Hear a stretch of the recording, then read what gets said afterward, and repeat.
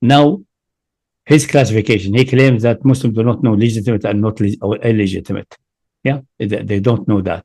Or how you claim that they don't know that, do that? And that what they know is Hakim Muslim Adil, a Muslim who is just, a Muslim who is unjust, and a kafir.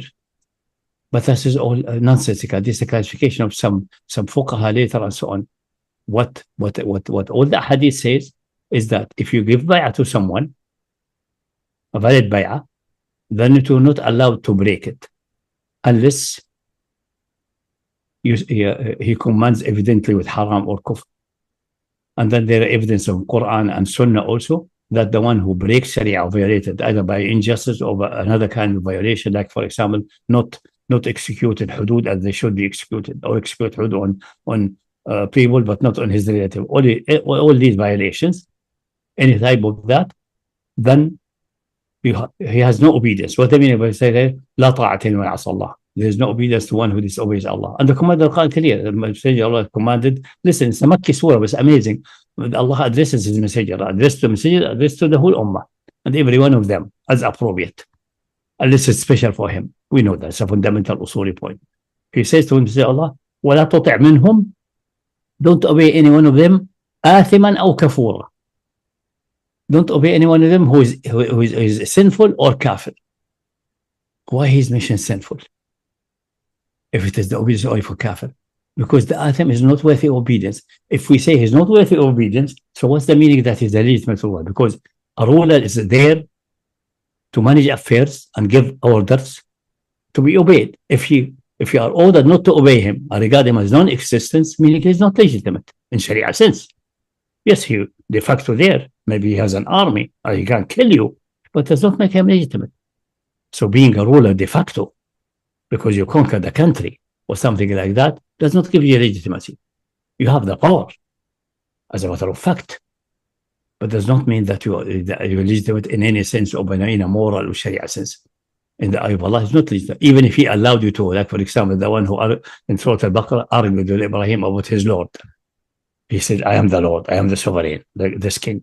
The people claim it's called the king of Iraq. What's his name? His name will come in my mind. Argued Ibrahim said, my Lord, my Lord, you are not my Lord. Most likely he told him, I am your Lord. So, no, you're not my Lord. My Lord is the one who gives life and cause death. He said, easy, get 2 prisoners. That's the story. Get 2 prisoners. The ayah does not say that, but obviously the narration seems to be fitting in the ayah. Get 2 prisoners. He killed order one to be killed and one to be released. Say, I gave this one life, I gave this one death. Ibrahim was fed up with this idiot. So he said, okay, فَإِنَّ اللَّهَ, my Lord, Allah, يأتي بالشمس والمشرق. My Lord is the one who brings the sun from the east, so bring it from the east, from the west. And the unjust one was dumbstruck. The second, he can kill Ibrahim. Maybe he's the one who ordered him to be banned, but Allah saved him. He has the power, but doesn't mean he's legitimate. Allah is happy with him? No. And Allah says, and أَتَاهُ اللَّهُ الْمُلْكِ. He could not get the kingdom without Allah creative permission. Nothing happens in the universe without Allah allowing it to happen. But allowing it as a matter of creation, not a matter of tashri'. Allah does not like him as a ruler. Allah wish if there's a condition arrived, enough believer that they will move him if necessary by the sword. But that's a Sharia, moral injunctions. And the addressee, free agent, can't comply or but that this guy emerged in the universe without Allah permitting it to happen, it would not have happened. The difference between creative will and legislative will of the divine. So all of that taken into consideration shows clearly, if we talk about legitimacy, yes, what is then, how a ruler will be legitimate? First of all, he must be chosen the people of ultimate authority, which invested them by Allah's Sharia and creative act. That's the Ummah, the majority. Because even hatta in the creative situation in the universe, a whole nation or a tribe, big tribe, by their structures being a tribe, they have intrinsic authority. They choose to be forgiving, you choose to submit to tyrants, that's their choice. But intrinsically, let's assume they come together and say, no, we are not going to obey this leader. We're going to stop him. No leader will be able to survive. If the consensus, especially overwhelming majority, oppose him and fight him, he will be gone. So the real authority in the physical sense is in the whole community. But most of the time, unfortunately, they don't exercise it. They are split, they are cowards, they are negligent, whatever it is. That's in the creative sense. But we are not appealing to creative sense, because the creative sense also tyrants are permitted by Allah to create, to do that. And they will punish Yawm al-Qiyamah. That's not what we appeal to. What we appeal to is وَأَمْرُهُمْ شُورَ بَيْنَهُم. الَّذِينَ اسْتَجَابُوا لِرَبِّهِمْ, they who responded to their Lord, وَأَقَامُوا الصَّلَاةَ, establish prayer in their life, وَأَمْرُهُمْ شُورَ بَيْنَهُم مَا رَزَقْنَاهُمْ. So shura between in a community of believer is a Sharia injunction. Not that's how universe works only, but that they should work this way. And then after that, they spend from money and pay zakat, which is a major important injunction of Islam. So shura is more. So say, I order you to do things by shura. Otherwise, you're not the community I wish to exist and be my own people. That's the meaning of the command. Does that ayah need qarina for it to become obligation, or is it the phrasing? It's clear from that. Salah, then zakah, all of them are fundamental obligation, and in between them, this one, the order is clear. Accepted faith. So it's derived from the linguistic position. Yeah, by necessity, it's very clear. Besides, also the command to the Prophet after Uhud, after the disaster of Uhud, some people say that's because he listened to the advice. Allah said, وَشَاوِرْهُمْ فِي الْأَمْرِ, consult them. That's their right. Even if that shura, that situation led to a blunder, that's not the blunder is not because of the shura anyway in that situation. It's because they do not execute a battlefield as it should be. Shura is obligatory, no doubt about that. You don't need to argue, but that's very obvious. And also the Ahadith of Bayah. What's the meaning Bayah? If you give an Imam Bayah, then you should not turn against him with your sword or fight him until there is a reason to fight him, which will be clarified by other injunction in Shariah. Or the other Hadith. من بايع إمام فأعطاه صفقة يده وثمرة قلبه. Who will buy bay'ah to Imam by giving his hand agreement and the pleasure of his heart. He's really choosing him, not his force, not he is hateful. No, he chooses him really because he thinks he has the virtue and worthy. Then he should obey him as much as he can. If someone else come to dispute with this one, this is the legitimate one now, then stop the disputer. It is not anyone jump and take it as they like. No, stop him. That's part of the bay'ah. But if he violates the condition of the bay'ah, and bay'ah is not just we chose you as leader to do whatever you want. The bay'ah is we chose you according Kitab Allah wa Sunnat Rasulih, according to the book of Allah and the Sunnah of the Messenger. Within that frame, if you go out of the frame, then the contract is invalid. That's the condition of the contract. Yeah, that's the condition of contract. The contract has to be either corrected in a corrective measure, like a judiciary or a Majlis Shura discussing and sorting the Imam and correcting him. Or if it's not correctable, then he has to be cancelled, has to be removed. The same if you buy from someone a car. The agreement is that send me the car, which looks like a good car in good condition and so on. And they give you the money. You do that and then you detect that he has deliberately cheated, added some heavy oil, for example, in the differential. That's a trick many people do to make the sound of the differential sound normal. And there is a problem with the differential or the gearbox there of the differential in the back. That's the trick used in Arabia. Put a little bit heavier oil, then the sound of the differential, if you start to become fault, you say, now it becomes normal sound. If you detect that after that, say no. You violated, I make you a bay'ah that you are offering something as is, but as it appears in proper order, but you have cheated deliberately. Now we correct the situation. Either you give me a discount so I can repair that, or you take your car and give me all your money. It's the only way to go. Same here, like any contractual obligation. But this is fuqaha knows that. We don't need to discuss that. This is a donkey. We don't discuss such fine points with a himar. So he claims that the ruler here, Muslim or not Muslim. What mean a ruler is Muslim? How he became ruler? He came from heaven, the wings? No. He came some way. Maybe he came away was not legitimate. Maybe he's inherited for someone, a hereditary king. Then he's not legitimate, even if he's a good Muslim, even if he's just Muslim.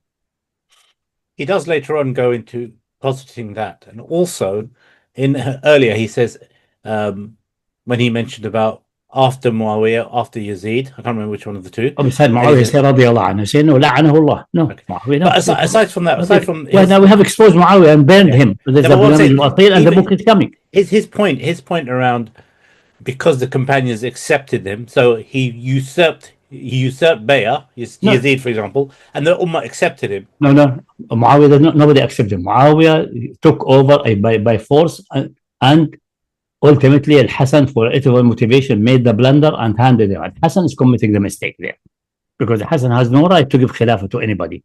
It's not his ownership or his father's ownership. He took it from the people by Bayah, by the way. If you follow all the narration about how Hasan became Hadi, they asked Ali when he was hit and was dying, appoint someone. He said, no, I leave you like the Messenger of Allah left you. He's following the same sunnah of Umar. If anything good, because he was fed up with them and with the dispute with him and disobedience and rebellious and so on. If there's any good of you in you, Allah will appoint on you the best of you. If you are evil, Allah will strike you with an evil one who will make your life miserable. And the narrator say, Allah knows that we are evil, they are not worthy, and appointed Muawiyah on top of us. But actually, that's not the correct, because they agreed on Hasan against the advice of his father. He did not advise that they take Hasan.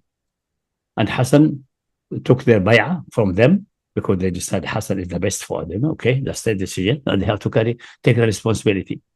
But he did not get it from his father, nor get it from a divine appointment, not from an angel coming from heaven. He got it from the people giving him bay'ah. And the moment Ali passed away, Hasan became the imam. Then, for some reason, he was attacked and almost killed, and then he lost the courage, or he betrayed. Or I'm not going to evaluate him. Leave that for Yawm al-Qiyamah. I think he did it out of sincere reasons, because he's weak. Honestly, it's a weakness. I'm not saying evilness, but weakness. I decided, no, I can't continue the fight, and then negotiate with Muawiyah or something. There are various forms of these negotiations. All of them stink. Like, for example, you take the Khilafah now, and after you, I will be a Khalifa. Who gave you the authority to do that? It should be Khalifa to Ummah. So, even his companion told him, when Muawiyah took over and Hasan started packaging his luggage going back to Medina, what did they to address him? Say, one of them said, Ya mudhill al-mu'mineen, the one who disgraced the believers. He said, don't say that. I did that only to save your blood so that you don't get killed for no good reason. Maybe he sincerely means that. And I think he sincerely means that. In the sense that's his real motivation, the main motivation. But still, it's not the exclusive one. It's his own weakness, his inability to stand firm. His ability to stand firm. That's it. But independent, because of this blunder, and the majority will say, if the Imam gave it to him, and it seems to be, and the majority of people do not know these fine issues of the law in that sense, they thought he's the Khalifa, nothing can be done about that. And they accepted grudgingly. They swallowed it down with pain and suffering. That's what has happened. That's what has happened. So Sahaba agreed also. Even the Sahaba agreed. The other who never agreed. And Muawiyah killed him. And the head of the one who killed was killed, I think, in Mosul and so on. He was going from Egypt to doing like an underground warfare. And ultimately, Muawiyah got him and he ordered to be killed, and his head was carried to Damascus. And Muawiyah was joyful about that. There's at least one Sahabi refusing. And others also. So this is all, he's just playing with the people's, he's ignorant. Definitely he's ignorant, but he's also but his ignorance is not excusable. I think he's a munafiq. I think the man is. I mean, at the end of the day, even if we look at previous videos he's done, he puts things out of context. Mm-hmm. He's misleading. Now, whether he's doing that because his handlers told him, that's his between him. I think so. No, I think he's an intelligence operative. I mean, his background is quite shady. I mean, his claim to fame is he was a gym owner. Maybe he was learning on the side, but yeah, I mean, there's nothing of owned a gym, CrossFit training. Okay, but this is not a credential that make you a man of law. I mean, he studied as well. Apparently, he studied as well. But the point is, I think under various people. Allah knows. I mean, I can do a background check. No, it's clear. It's clearly the way he phrased things is not even. I mean, look, if you judge by the apparent, it's very nefarious. look at Rabi' Madkhali and the Madkhali in Saudi Arabia. They bring something structured which sounds like Muhammad al-Wahhab and so on. This one sounds like a tomato seller in the market. I mean, he's dealing with the Western market. I mean, even the Western market, the Muslims there are better than that. And the thing would detect him, except the people with completely dead brain. I mean, Sheikh, someone like Shahid Bolson is popular, and he talks absolute. Shahid Bolson was talked about 3D chess, increasing the wealth of the Ummah, developing technology. He takes the language of the people of the West, grown up to understand. But this one, even arguing that, Shahid Bolson say, oh, that looks like it is against Islam, but really they're building power and they have to play the game. He said you have to play the game. He's not saying they are right what they are doing now at face. But the face is not a truth. That's what Shahid Bolson is another category. It's not like this donkey. This donkey is not arguing that. They are legitimate as they are. You are not have no right to say they're not legitimate. Shahid Bolson say it may appear not legitimate because we don't know the duress of the world and the banking control of the West and the technology control, and they try to sneak the Emirati, according to his theory, try to sneak behind that. That's his that can convince some people. And most people do not know really the history of the Emirati and their exact background and so on. In such a way they say, no, this is a lie. You are lying. That's not true.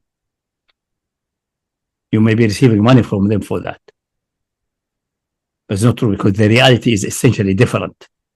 Because even if you say you are trying to get technology and so on, it cannot go to the level that you send spies and military forces to fight with Israel against the Palestinians. You keep them at bay, you deal with them business, you buy and sell, but I will not get involved between you and the Palestinians, at least. And this will not undermine 3D shit, the 5D chess, will not. But going actively, and even in time past, into 2014, the skirmish was happened in 2014, there was medical group sent by Emirati there to help with the injuries and so on, and they are belonging to the intelligence, and they were trying to spy on the people. That's way beyond 5D chess. I don't playing 5D chess allow you to go to the other side and participate with him to kill your own queen. Doesn't work this way. Also, they were. You may do a block, but you don't go to the level that you kill your own queen. That's not 3D shit. And it's well acknowledged. That's betrayal. They are joining the enemy. And it's well acknowledged that the IDF were doing rest and recuperation in Dubai. IDF, they were additional orders. It shows clearly that's not 3D shit. Yeah, so it's 3D shit would be okay in an international conference. Okay, we gradually accept, but in the condition that they should give Palestinians. It's 5D nifaq. Yeah. 5D nifaq. Okay, if it's okay with you, because it's a short video. I mean, the difference between Shahid Bolson is another category than this one. Whatever we think about Shahid, something else. His argumentation is fundamentally different. It doesn't come from a Shia point of view. So there is nothing called legitimate or legitimate. Shahid Bolson is clearly saying what you see and you are condemned at face is due to necessity, and the people are playing behind the scene to strengthen the Ummah. They are sincere, but they are forced to do that. That's different than what he concludes for Shahid Bolson, because he believes that, or he tried to get the people to believe that what appear, which is despicable, should be forgiven because of duress. But he never said it's good what's appeared. This one say what appears is good. It's a huge difference.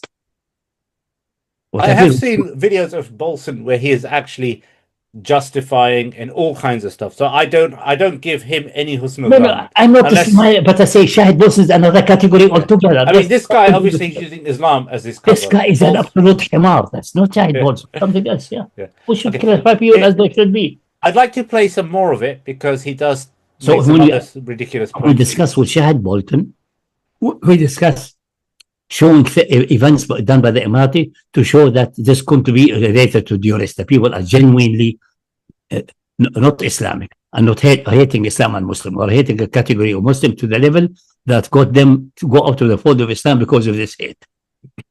This one is not arguing this way. This one saying, no, there's no something. There's a Hakim Muslim, Hakim Kafir, and just or unjust. That's it. And this classification is not a fact classification. classification. And then he says so as if it's being Hakim is something happening by volcano eruption. No. How this Hakim became Hakim? He's not eternal, so he came. How? Is by inheritance? Let's make him illegitimate. Nobody has the right to inherit kingdom.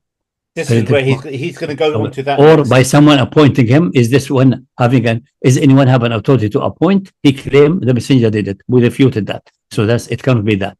Did he jump on power by sword? Then he has no right. The people may be forced to submit because otherwise they will be killed. But there's nothing that become legitimate this way. What he relies on is precedent. So, for example, that's why he gave the example. No, there's no precedent. No. Yeah. But by concession. So against ijma. That's what like Global said about. Here he is not mentioning ijma even. Yeah. No. Even, I mean, he'll. That's what I'm saying. This is the common trait of them. But I'd like to continue. It's because it's such a short clip. If we listen to it, we can always. But I mean, that's another categorization. We want to categorize the people somehow reasonably. This is a himar. A kafir himar, like the Quran says about Bani Israel. Those who are given the Torah to carry it, like the donkey who carries books. Does not mean that they're innocent. They're still innocent, but they are an himar who is not innocent. Because they were carrying the Torah. We have the Torah, but they are not carrying it as the Torah should be.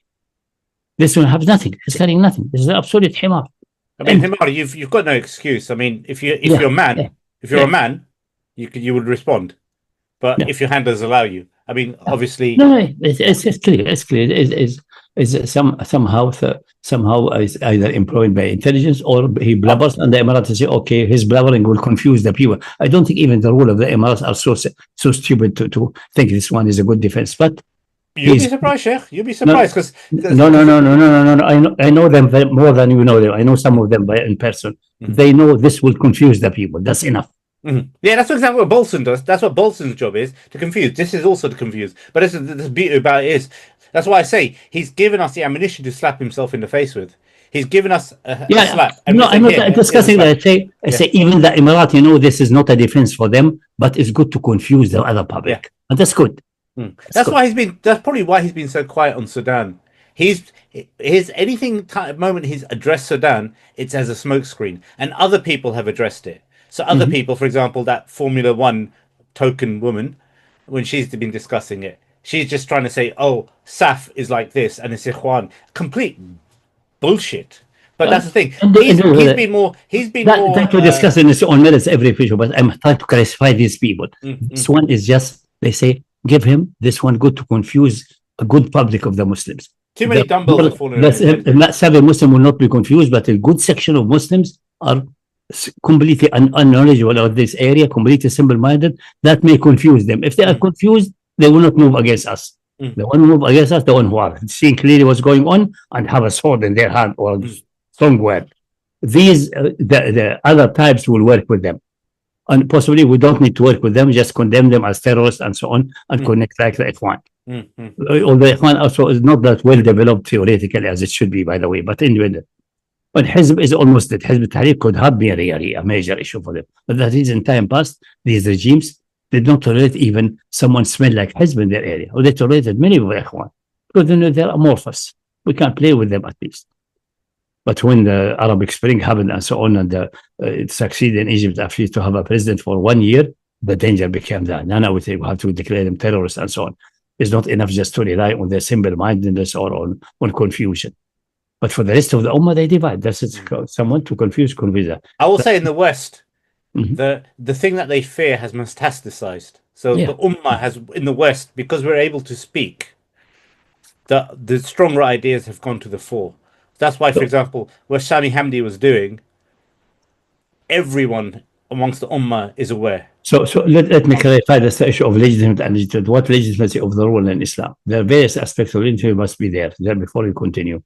First of all, he must be heading a legitimate entity. What does mean with that? For example, when Muawiyah was heading Sham and separated by the sword before the catastrophe, the surrender of Khilafah to him by Hasan, the people of Sham regarded him as their leader, and they agreed upon him, essentially like election. He was not elected because he was appointed from Medina, or the Khalifa before, but they accepted him at face. He's the ruler and so on.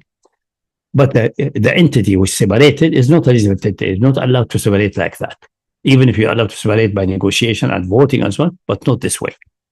Okay, so the entity is not even if Muawiyah would have been the most perfect ruler and the most just one, his entity is not legitimate. He's a head of an entity. That entity was separated in an illegitimate way from the rest of the Ummah, should not have separated, should be exterminated or forced to come back to the Ummah. Then we discuss the other issues. That's the legitimacy of the entity. Many people do not think about that. The entity may be not legitimate. That's number one. The entity itself, the state, the community, which that guy is heading. If that community is not legitimate, is not allowed to form itself as a community in this way, because of Sharia injunction. I know this is a very deep point, but I gave the example of Muawiyah because that's the clearest one you can see. Then you being a good Muslim, bad Muslim, mujtahid, ghair mujtahid, doesn't matter. You are not legitimate because the entity is not legitimate. You are a head of nothing. Sharia-wise, nothing. And that nothing should be corrected first. Leave that. That's very deep. Next one, the entity is limited, like the whole Islamic Ummah or the Dawlat al-Khilafah, or an entity which is established and approved by the Messenger of Allah, like some tribes who prefer to stay Arab, stay independent, but apply Islam fully in their domain. Then, inside Hasan or in Medina itself, what is the legitimacy of the ruler? Number one, that he receives ruling, he receives power the legitimate way. The only way to receive power the legitimate way, according, I think, if you get all the evidences, it will substitute and refute, obviously, the Shia point of view. But leave the Shia point of view now at the moment. Either, according to Shia, by divine appointment, which they never prove and never existed, but that theoretically is possible because Allah has the right to appoint a ruler if he wants, or the same way he chooses prophets. That's his privilege. We don't discuss that philosophically. But discounting that Islam is having this, Allah said, no, until Yawm al-Qiyamah, it is you appoint your ruler, and they will account you both the ruler and the ruled. That's the Sharia point of view. Or who has the ultimate authority intrinsically?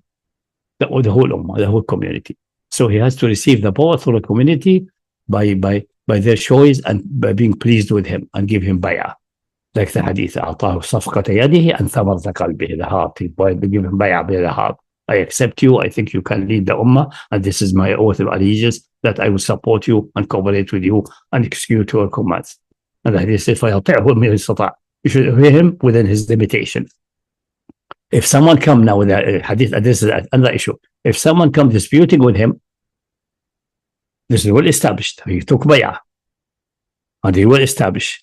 Someone disputing with him, obviously in an illegitimate way, because the one disputing may have a reason, but that will transpire, has no reason, then kill the other one disputing. It's not allowed in the one domain and the one entity to have two leaders. No, only this one. The one first would give bay'ah. The next one. Now, if someone coming dispute, they will say, your imam committed kufr. That's another issue. Then we discuss. Did he really commit kufr? What he did? And then this will be settled by judicial process. That's very clear. هم آية الطاعة. أطيعوا الله وأطيعوا الرسول أولي الأمر منكم فإن تنازعتم. We have a dispute about things that refer to Allah, His Messenger. If you give bay'ah to someone and he's apparently applying Islam and everything as it should be, as according to, because the bay'ah is the Kitab and Sunnah. It's not a bay'ah. We choose you as a leader to do whatever you want. No, we choose you to apply to run the community affairs in the framework of Quran and Sunnah. That's it. The bay'ah is like that, like a nikah. I give you my daughter as a wife according to Quran and Sunnah, not according to Karl Marx or according to Mazdak or none. Or the Communist Party, no, according to Quran and Sunnah. Otherwise, it's an invalid nikah. Simple. It's very clear. I don't need to discuss. So that's the one. He takes power in a legitimate way. And then, after taking power in a legitimate way, as I said, by the people of choice who have the right, that's the whole Ummah, or elected assembly or electoral college, as described in detail by the Constitution, which is enacted by the Ummah ultimately.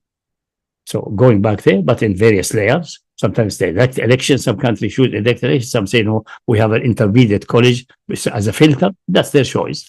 Good. That's technicality. But he is on Quran and Sunnah. That's fundamental. Other bay'ah does not make any sense. The bay'ah is only in the name of Quran and Sunnah, by Allah injunction, not to apply kufr. And then he violates that. Then he violated the condition. He has to be removed. Now, this is a complicated procedure. You have to dispute him. You are violating. Usually, there will be a dispute about that. And if a final ruling comes that he violated, and he step back from that order or that kind, then he has to do. If he doesn't do, he's rebelling against Quran and Sunnah. And he has to be removed if necessary by force. So he loses legitimacy. Now, Muslim or not Muslim, a ruler who is not a Muslim, because the ayah is clear, أولي الأمر منكم. You cannot appoint to have an wali amr, a legitimate one, which must be obeyed, not a illegitimate one. Bremer, when the American invaded Iraq, Bremer was the wali al-amr. And he has the command, and he can kill people, and he can dissolve the army. But he's not legitimate. He's not legitimate in all of that. So we don't discuss. First, because he's a kafir. Second, because says he's one. He came by foreign force invading the country. And not a legitimate entity, not an Islamic entity, say that they are unifying the country, taking Iraq by force, which is also a matter of questionability, but that's not our issue today. So the ayah does not apply to him. He's not wali al-amr. Wali al-amr minkum. He's not from us, from the others, from the enemy. Can't be. So it's a condition. So a kafir هذا, and if the ruler become himself manifestly kafir, so I don't believe that Allah exists anymore. I think I am now an atheist. He's declaring himself a kafir. His legitimacy is gone. Even if he doesn't give, I will apply Islam to you and so on, but I don't believe in Islam. He's just applying it as a matter of convenience. I have a contract with you. That's it. No, you cannot be left in office. Sorry very much. Thank you very much for this offer, but we can't accept. Because the wali must be one from us. We are declaring that we will not want us in creed. Although we may be very able to apply Islam and offend nobody. Just keep the power. That's not allowed. That's the strongest point of view about that. You cannot have a kafir as a head of state. So, yeah, fine. So these days show legitimacy. So the legitimacy of the entity, the legitimacy of how to take power, of respecting the authority of the Ummah is fundamental. It's fundamental cornerstone of Islamic ruling, although it's not Islamic legitimately. It may be legitimate on other grounds, like they making everyone having a job and living nicely. That is so-called achievement legitimacy. Or they elected democratically on a constitution which contains clear kufr. Then that's a democratic legitimacy. It's not an Islamic legitimacy. And then we have the legitimacy of the person. He has to be a Muslim. And then we have things which undermine the legitimacy in various types. One of it is usurping power. One of it is giving commands which violate Sharia evidently, and in such a way that you must disobey at least. And then the next step is that he has to withdraw that command. It's not just you disobey and that's hunky-dory, everything is fine. No. You will not obey this command until if that command is violating Sharia clearly, you have to withdraw it. Otherwise, if you think no, this is Sharia, I'm not wrong. Okay, you think it's ijtihad. Okay, maybe both of us are not qualified enough. Let's go to the scholars, get their point of view, and let's go to a court of law, court of Sharia law, which is of competent jurisdiction to make a final judge. Because some final ruling must be done in dunya. You cannot wait until Yawm al-Qiyamah. That's for duh Allah wa Rasul, meaning get a judicial, final binding judicial ruling. That's the way to go. If he accepts the ruling, alhamdulillah, and withdraw that order. That's fine. He doesn't accept, he has removed it. You go and take him from the palace, put him in chain, and get him to prison, or get him to in his house. He has no force around him to take him, but another occasion he may have force and move his guard and his army to move. Then it's a fight. Then you have to fight him until extermination. A resisting group is resisting the ruling of Allah and His Messenger now, as achievable in this dunya. Simple. Matter is clear. You just think of it logically. I go logically. So there is the issue of legitimacy. It's not that division. Hakim Muslim, Adil, Hakim Muslim, Zalim. No. What's about the Hakim Muslim who was Adil or whatever? Zalim should not be kept. If it's Zalim, manifestly Zalim, that's the reason for removing him. How to remove him? It will be, as I said, exactly like, because you are Zalim. I dispute with you with your ruling. You are unjust. You are favoring your relatives. No, I am not. He always says, go to the court. Bring your evidences. your attorney here, our attorney here, if we follow the peaceful way, ultimately the court will issue a ruling. If he comply, meaning he's correcting. If not to comply, out.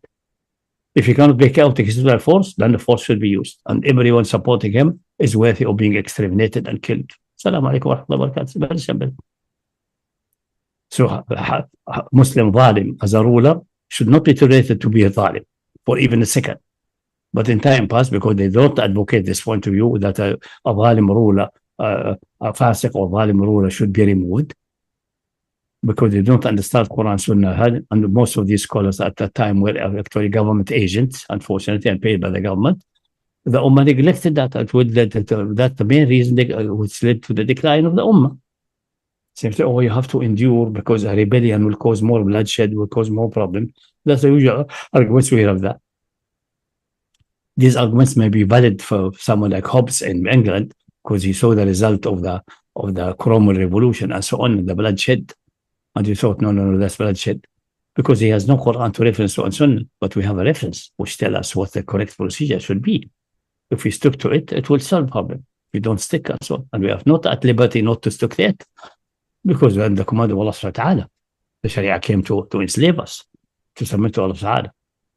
Hobbes doesn't have a Sharia. Nothing. What they have is maybe just a Pauline Christianity, which Paul says clearly, the emperor, even pagan, could not rule except with God permission. He means now creative permission, not Sharia permission, and he should not be touched or rebelled against, because the kingdom of Christ is in the other world, not here. Alas, pure secularism of Paul. So you cannot blame Hobbes for this point of view, but you blame Muslim scholars for the point of view, because they have a reference, but they prefer to close their eye from that. And by ignorance or by fake piety, or by money from the rulers, which the majority of them are munafiq. We know that. Messenger of Allah said clearly, the majority of my scholars of Ummah are munafiqeen. أكثر munafiqeen. If you want to see the munafiq under the Ummah, so try to find them out, then you will find them the biggest proportion under the so-called scholars. Not under the common people or the one who is attending his farm or the one sweeping the street. No, they have some munafiq, but small proportion. But under the scholars, you find the good portion of munafiqeen. Majority of them munafiqeen. So the other things obviously common amongst the Madkhali, they always hide the issue of the evidences that do permit rebellion. So you've got the work fighting resisting groups, and you've also got the work on A'immatul Quraysh, which talks about the criteria with which you can fight. So this is probably beyond the scope of this video necessarily, or it can be touched upon. But I advise the people, we have a research, especially Arabic leader, and some of this will be under translation. But if someone is interested and have enough money and wealth and access, he can give it for translation for his own, and we're happy. He doesn't need to ask permission. We will give general permission of everyone. We have a Saqeefah, Hadith al-Saqeefah wa mulhaqatiha. That's very important. Settle the issue of this falta of Abu Bakr and the shoes and so on. I think clarify most issues. And in this first edition, I'm planning a second edition, an expanded one. But this one is sufficient for the basic issues. Secondly, one famous hadith coming from 3 at least or 4 channels, different Sahaba, which says clearly that the Imams will be from Quraysh, and then and other hadith threatening if they violate this condition, Allah will make sure that they will be destroyed. But anyway, the hadith is coming from a Sharia injunction. Say the Imams will be from Quraysh, and they are worthy Imam, and you have to obey them as long as. That's hadith of Anas ibn Malik, the wedding. They are obliged to me with certain obligation, which I will check yawm al-qiyamah. And they have a haqq on you to obey them. And as long as ما إذا حكموا عدلوا, when they rule with justice. وإذا استرحموا رحموا, they do not need to be mercy to start with, but if they petition for mercy, what's allowed the Sharia. If you petition for cancelling obligatory punishment, he has no right to cancel. But anything he can be lenient, people petition for it, they have to grant mercy. So it's not so that the one who all petition, he refuses and just only justice, no mercy, no cooperation. No, that's why it's an important condition. So the government should be a government of mercy, not only justice, but also mercy. Minimum competition. Better initiation. وإذا وعدوا وفوا. And they promise something, they fulfill. Liars and election promises which are rated are not acceptable in Islam. These three. Okay, if they don't do that, obviously the obedience is gone. But the first stage, what the Messenger of Allah says about them, فَعَلَيْهِمْ لَعْنَةُ اللَّهِ وَالْمَلَائِكَةِ وَالنَّاسِ. Allah's cares and the cares of the angels and the cares of all humans should be on them. This type of case is when not fulfilling this condition, they are actually kafir and worthy of the la'na and the cares of the kuffar. Because the case of Allah and the angel and of all people could not be imagined on someone who is committing zina in a moment of hormone boost or something like that. No, not that.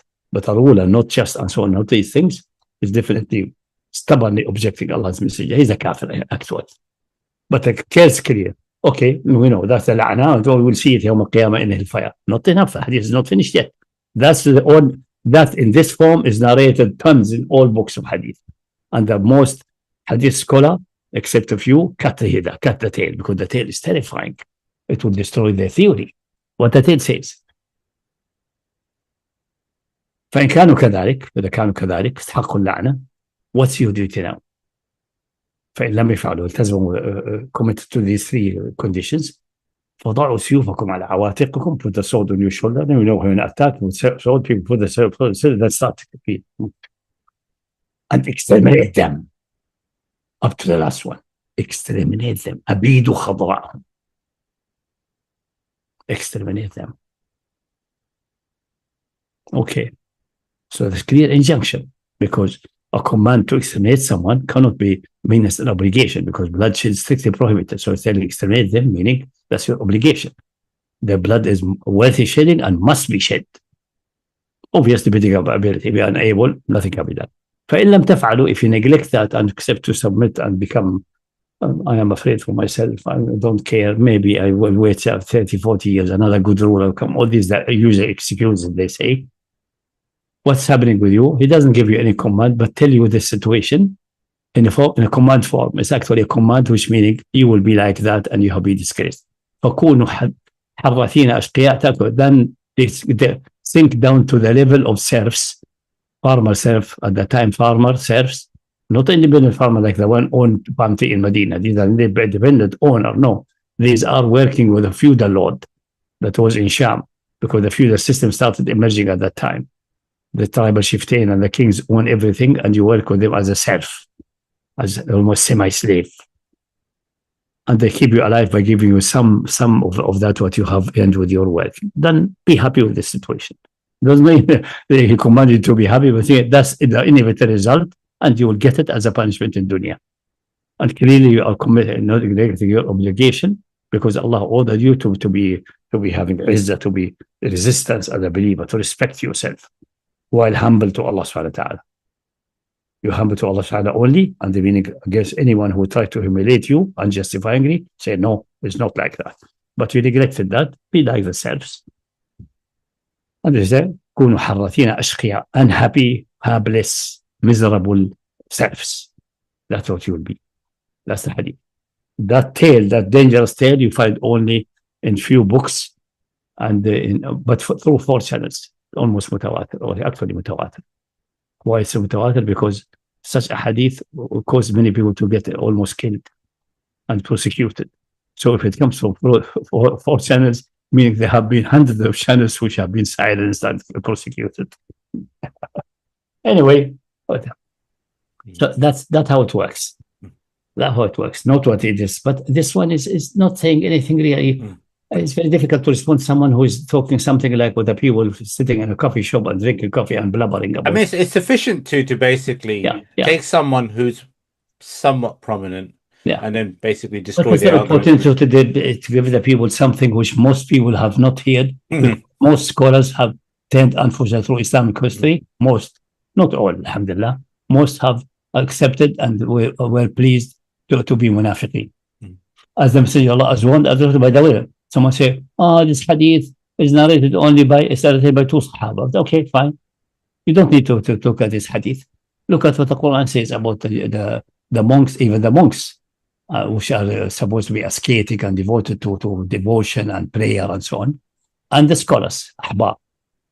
Allah addressed the believer. Why is addressing them? It's just to condemn the monks and scribes or the Jews and Christians. يا أيها الذين آمنوا إن كثيرا من الأحبار والرهبان لا يأكلون أموال الناس بالباطل. Many of the scholars of the people of the book, obviously, the first is done, but this is obviously a habit of these nations. It can infect us also, because we are also a nation of da'wah. We'll have our own scholars, ahbar, and our own devotee and Sufi and people who appear to be devoted and pious and moral. Many of them, they are actually doing that, appearing like that, and doing scholarship and doing this piety and doing public charity in reality, so that they can consume people's money without justification. And they misguide from the way of Allah. So be aware. And Allah is not just condemning the amongst the scholars of the Jews and Christian, or there appears to be that we're talking about, because Ahbar al-Rahman usually by Jews and Christian. But we have also Ahbar al-Rahman. This is our scholar, our leader. There's also that narration so that you'll follow those before you, inch by inch, handspan by handspan, until even they into the lizard. It's necessity of history, but the Hadith clarify. You will imitate the previous nations. If it's okay with you, I'd like to just play some more. Some of it we can just skip through. I mean, just bear with it. I mean, because there was one point where he discusses voting. I just want to get it, even if it's just as a soundbite, just to destroy his point of view. Carry on until we get to voting. I think we answered everything and over comprehensively. Effectively, we've preempted most of what he said. Yeah. So, but inshallah, I mean, it's good just so that none of the listeners has said, but you missed this. So we got so for this Himar, he has the hujjah. For the listener, they know that he's been completely neutralized, and also anyone else is listening. So there are the people who are more actually sincere than him, who've done long form videos as well. One, for example, is 10 hours, but it's quite arduous. But if people come across videos that need commenting, by all means, get in touch with us, put it in the Telegram, and we'll add to it. I mean, we're not fixated just on the issue of ruling and governance. We want to do more material on the issues of comparative religion, similar to that's in due course. Don't worry. Let's finish this Himar, this donkey first.